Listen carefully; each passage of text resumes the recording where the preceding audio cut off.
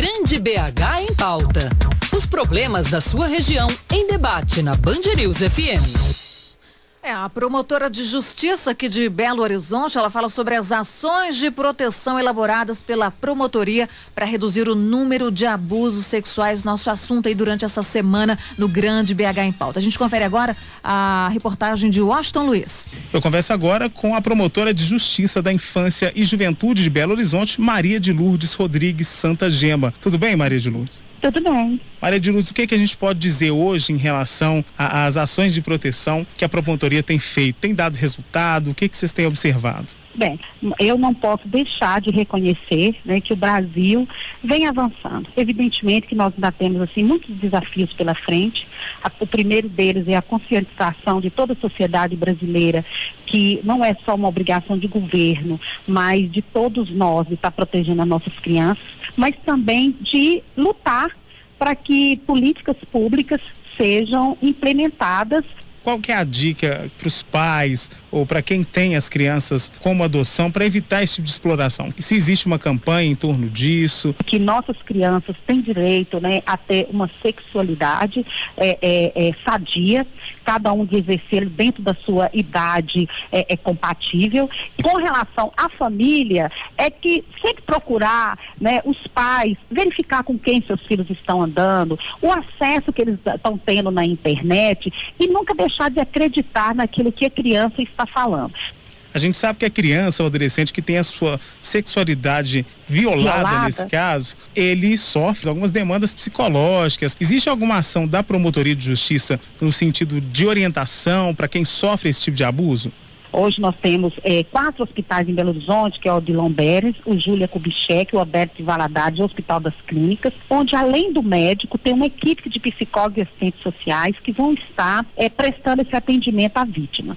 Faz parte também desse trabalho a cadeia de custódia de DNA, que é a coleta de material genético, que muitas vezes o crime sexual é só a palavra da vítima ou uma prova física quando o agressor ele deixa lesão. E temos também o trabalho que vem sendo desenvolvido em parceria com o Tribunal de Justiça através da Coordenadoria da Infância e Juventude, que é a sala de depoimento especial. Isso tudo faz parte de um protocolo que nós chamamos de protocolo de humanização para o atendimento da vítima de violência sexual. Existe do outro lado, na outra ponta, né, essa pessoa que é quem agride, que é quem violenta. E com certeza ele não tem essa consciência do mal que está fazendo para aquela criança, ou às vezes tem, mas não tem nenhum tipo de preocupação com isso. Quais são as ações da promotoria no sentido de, claro, é preciso sempre intensificar a prevenção, mas uma vez ocorrido esse agressor, o que fazer com ele,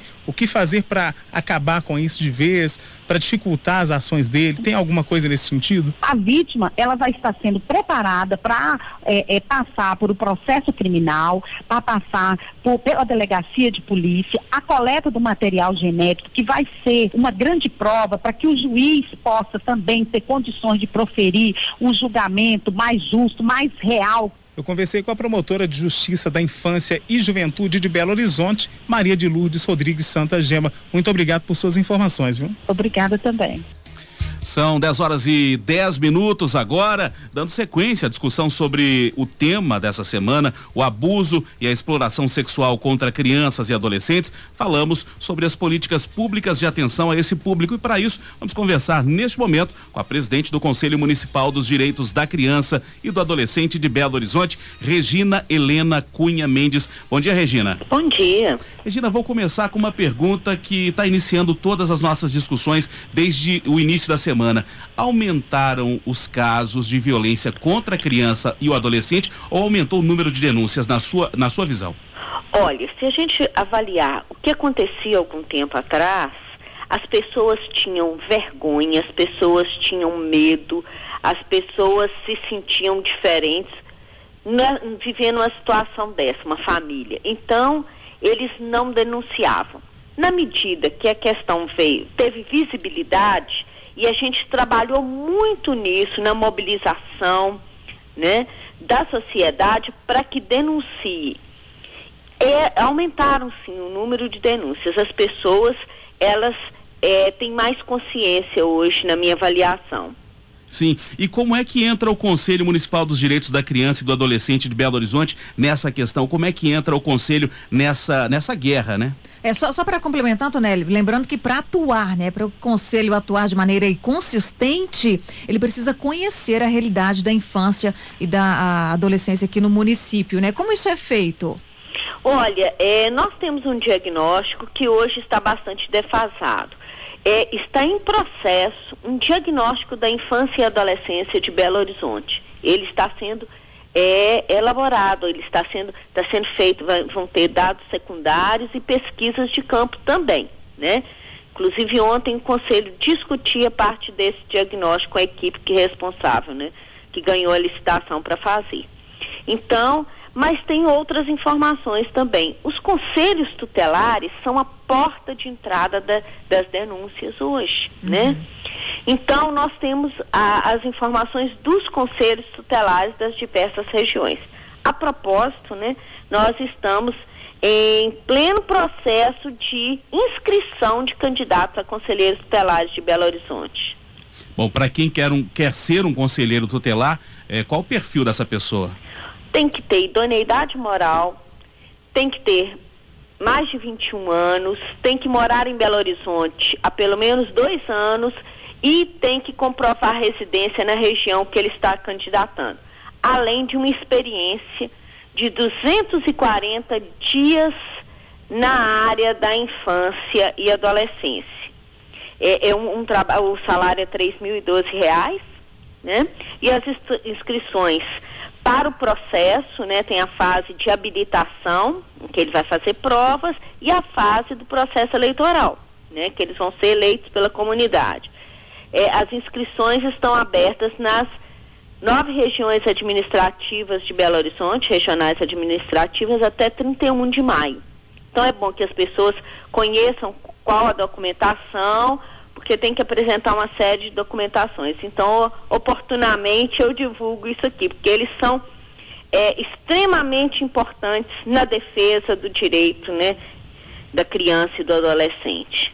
Regina, quais as políticas adotadas pelo município de Belo Horizonte nesse enfrentamento aí ao abuso feito contra a criança e ao adolescente? Olha, nós temos um plano, né, municipal que precisa ser atualizado, mas temos um plano municipal de enfrentamento à violência sexual infanto-juvenil que tem 6 eixos: análise de situação, mobilização e articulação, defesa e responsabilização, atendimento, prevenção e protagonismo juvenil. Em relação à análise de situação, eu já falei do diagnóstico e das informações do conselho, dos diversos conselhos tutelares. Sim. Mobilização, temos campanhas, temos amanhã, né, o 18 de maio, que o município está participando, está convocando também, que é uma forma de dar também, né, visibilidade à questão, para que as pessoas denunciem. Articulação, nós trabalhamos articuladamente, né, com a promotoria. Um aspecto importante, né, nessa articulação é que essa é uma área em que as pessoas atuam, né, os diversos órgãos têm atuado de forma muito integrada, né. Promotoria, eu ouvi a entrevista da doutora Maria de Lourdes Santa Gema, eu não me lembro de ouvir se ela falou de uma preparação que teve, uma formação para peritos recente, que aconteceu, promovido pelo FEVICANG, pela promotoria, pela Polícia Civil, né? O Conselho participou disso também. Então, essa preparação voltada para esse tipo de abuso, para esse tipo de crime? Sim, para a coleta de provas, né? Esses hospitais, referências que ela citou. Eles trabalham nesses hospitais, então eles foram preparados para essa coleta de provas, né? Então a criança e o adolescente, eles necessariamente não têm que passar só pelo IML, eles têm que passar por um hospital de referência. Então é esse processo de implantação que está acontecendo, então a preparação dos profissionais. Na questão também da defesa e da responsabilização, nós estamos integrando um grupo formado, né, pelo Tribunal de Justiça, que vai discutir a implementação da recomendação 33 do Conselho Nacional de Justiça, CNJ, que fala o quê? Da escuta, né, do depoimento especial de crianças e adolescentes, de forma que eles não sejam revitimizados, né? Então, eles são escutados por diversos profissionais. Então, criar uma forma desse depoimento especial ser uma forma de não revitimizar essa criança. A questão do atendimento, tem os CREAS, né, que são os centros especializados de assistência social que fazem esse atendimento. A prevenção são as campanhas, né, e o protagonismo juvenil, que é preparar essa juventude, né, tá discutindo com essa juventude, e nesse sentido a gente integra o FEVCANG, que tem um grupo de jovens, né, que discutem essa questão, que trabalham nessa mobilização. O PAIR em Belo Horizonte também trabalha muito com a juventude. Nós aprovamos no Conselho Municipal todo o plano operativo do PAIR, né, que é bom falar o que significam as siglas, né, o Programa de Ações Integradas e Referenciais de Enfrentamento à Violência Sexual contra Crianças e Adolescentes. Aprovamos aí uma resolução do Conselho, uma ficha de notificação, unificada de notificação, porque para a educação, para a saúde, para a assistência social, para os profissionais, né, dos órgãos governamentais e não governamentais. Então, nós temos uma ficha unificada, né, de registro mesmo dessas violências contra criança e adolescente. Estamos conversando com a presidente do Conselho Municipal dos Direitos da Criança e do Adolescente aqui de Belo Horizonte, Regina Helena Cunha Mendes. Regina, você falou agora há pouco sobre os conselheiros tutelares, né? Há vagas em aberto. Esse número de conselheiros tutelares atualmente, ele é insuficiente ou não? E como é que você avalia a atuação deles? Olha, de acordo com a recomendação do CONANDA, que é o Conselho Nacional da Criança e do Adolescente, o número que nós temos de conselhos, porque nós temos 5 conselheiros tutelares em cada um dos 9 conselhos e temos o regime de plantão, né? Então, é insuficiente pela população de Belo Horizonte, né?